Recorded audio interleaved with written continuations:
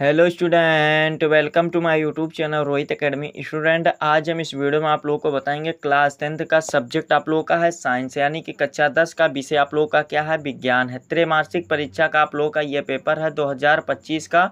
बिल्कुल new paper, viral paper आप लोग के सामने लेकर के आए हैं। पेपर का संपूर्ण हल के साथ यानी कि फुल सोल्यूशन के साथ इस वीडियो में बताएंगे ना आप लोग को समझाएंगे। पेपर का जो कोड है यानी कि आप लोगों का जो पैटर्न है बाबू, GM02 भी है और आप लोगों का NM01 भी है। ठीक है, सभी को स्कूल कॉलेज में यहीं से आप लोग का क्वेश्चन पूछा जाएगा। एक एक क्वेश्चन का आंसर आसान शब्दों में, आसान भाषाओं में बताएंगे। ठीक है, बस आप लोग वीडियो के अंत तक बने रहिएगा।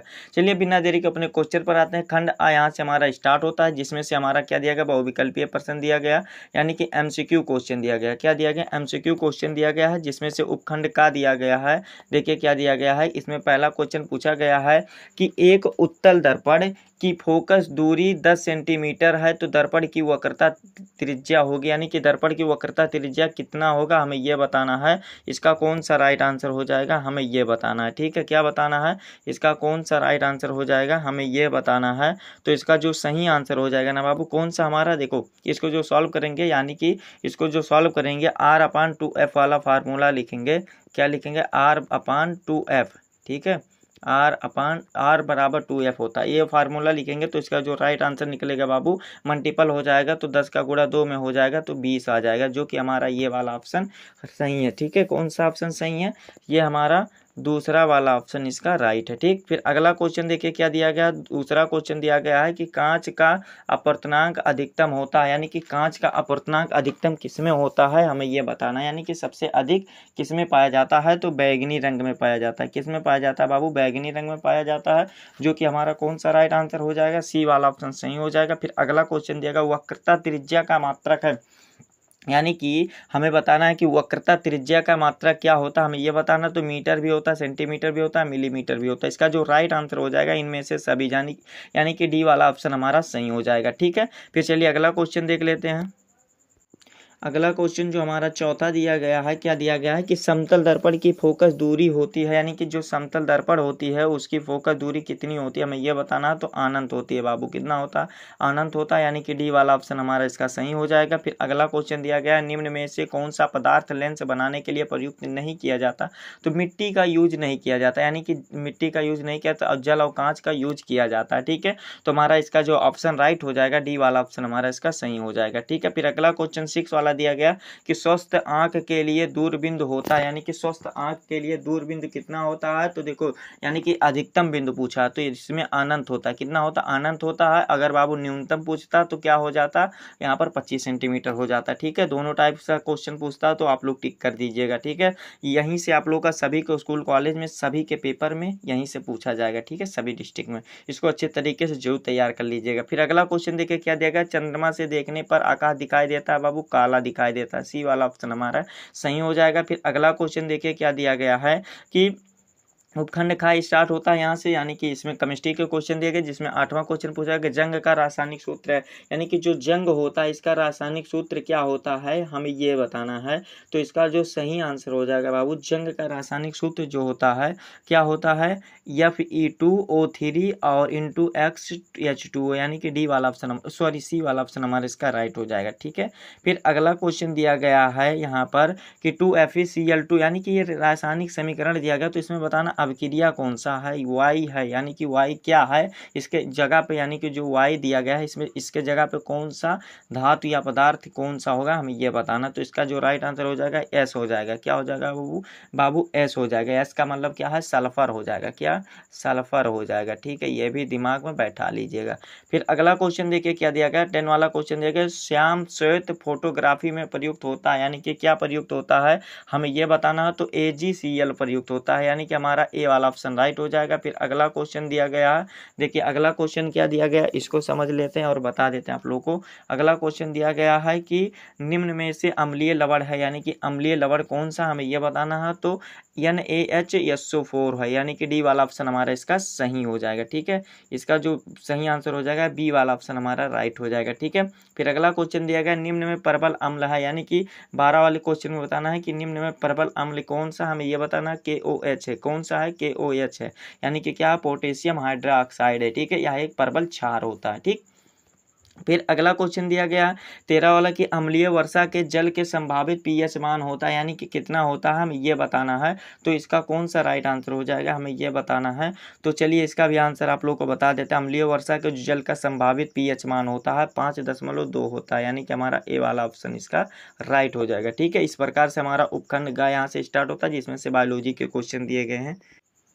इसमें देखिए पहला क्वेश्चन यानी कि 14 वाला क्वेश्चन पूछा गया एटीपी तथा एनएडीपी इंटू 2H का निर्माण होता है, यानी कि किसमें निर्माण होता है हमें यह बताना। तो इसका जो राइट आंसर हो जाएगा क्लोरोप्लास्ट का निर्माण होता है, जो कि बी वाला ऑप्शन हमारा इसका सही हो जाएगा। 15 वाला क्वेश्चन दिया गया लार में कौन सा एंजाइम पाया जाता है, हमें यह बताना। तो लार में जो एंजाइम पाया जाता है एमिलेज पाया जाता है। क्या पाया जाता है, एमिलेज पाया जाता है, बी वाला ऑप्शन हमारा इसका सही हो जाएगा। ठीक है, फिर अगला क्वेश्चन दिया गया है कि एमाइलेज एंजाइम क्रिया करता है, यानी कि किससे क्रिया करता है हमें यह बताना है।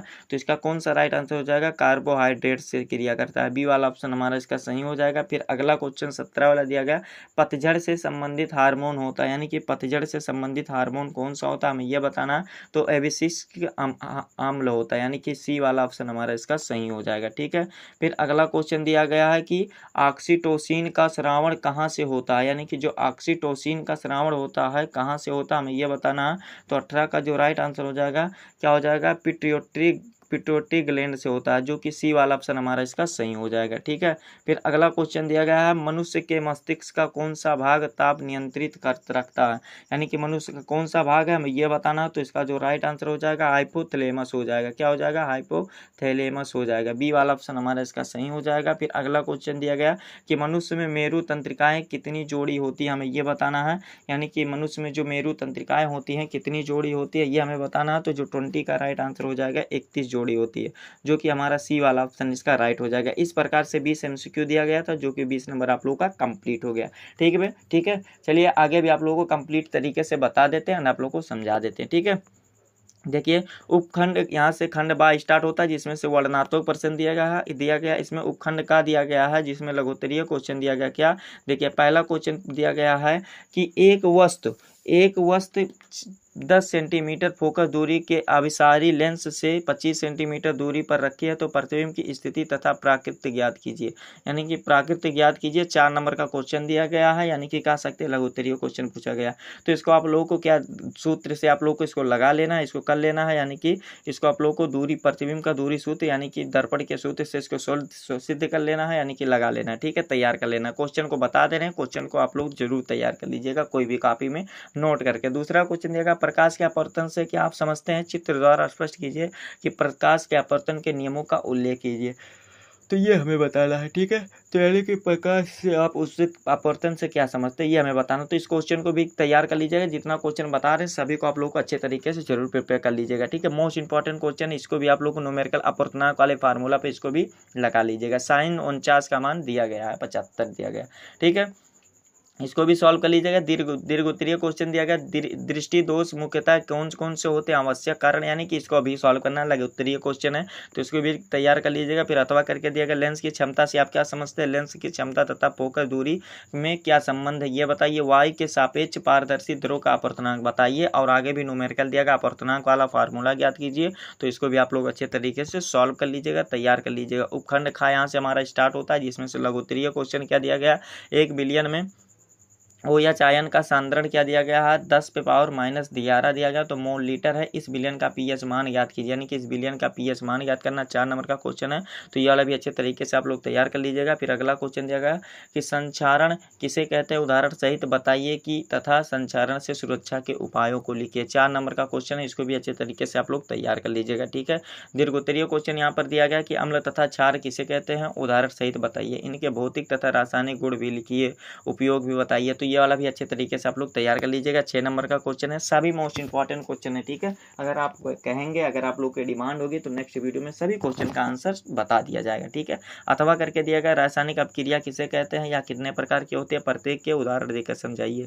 आप लोग का कितना नंबर दिया गया है, 6 नंबर दिया गया, तो इसको भी अच्छे तरीके से आप लोग तैयार कर दीजिएगा। ठीक है, फिर अगला क्वेश्चन दिया गया लघुत्तरीय क्वेश्चन की प्रकाश संश्लेषण से में प्रकाश अपक्रिया को समझाइए, यह बताइए। इसमें क्या दिया गया है, इसमें दिया गया है कि 4 नंबर का क्वेश्चन दिया गया। फिर अगला क्वेश्चन दिया गया है 9वां क्वेश्चन है कि सिद्ध कीजिए कि प्रकाश संश्लेषण में ऑक्सीजन गैस निकलती है, यानी कि हमें ये सिद्ध करके बताना है कि ऑक्सीजन गैस निकलती है कि नहीं निकलती है। ठीक है, तो ये वाला भी अच्छे तरीके से आप लोग तैयार कर लीजिएगा। फिर 10वां वाला यानी कि 10 वाला क्वेश्चन दिया गया कि मूल रोम द्वारा जल का अवशोषण की क्रिया के विधि का सचित्र वर्णन कीजिए। आप लोग का कितना नंबर 4 नंबर का क्वेश्चन दिया गया, तो इसको भी अच्छे तरीके से आप लोग तैयार कर लीजिएगा। फिर अगला क्वेश्चन दीर्घोत्तरीय क्वेश्चन दिया गया, एक क्वेश्चन इसमें 6 नंबर का है। क्या है कि पादप हार्मोन किसे कहते हैं, किन्हीं दो वृद्धि हार्मोन के नाम व कार्य लिखे। 6 नंबर का क्वेश्चन दिया गया अथवा करके भी दिया गया कि हृदय की संरचना का चित्र सहित वर्णन करो। तो ये वाला भी क्वेश्चन अच्छे तरीके से आप लोग तैयार कर लीजिएगा। ठीक है, यही था आप लोग का क्लास 10th का साइंस का पेपर था, जो कि इस वीडियो में कंप्लीट तरीके से आप लोग को बता दिया गया, आप लोग को समझा दिया गया। आप लोग को ये हमारा प्यारा सा लवली सा वीडियो कैसा लगा कमेंट करके जरूर बताइएगा। हाँ, अगर आप हमारे चैनल पर नए हो तो बाबू चैनल को सब्सक्राइब कर लीजिएगा, बेल आइकन को दबा दीजिएगा। आप लोग वीडियो को शेयर नहीं करते ना, तो क्या करना है कि इस वीडियो को क्लास 10th के यानी कि कक्षा 10 के जितने भी स्टूडेंट होंगे उनके पास अधिक से अधिक जरूर शेयर करके पहुंचा दीजिएगा। ठीक है, चलिए हम आप लोगों से मिलते हैं नेक्स्ट वीडियो में नेक्स्ट टॉपिक के साथ। तब तक के लिए जय हिंद, जय भारत, वंदे मातरम।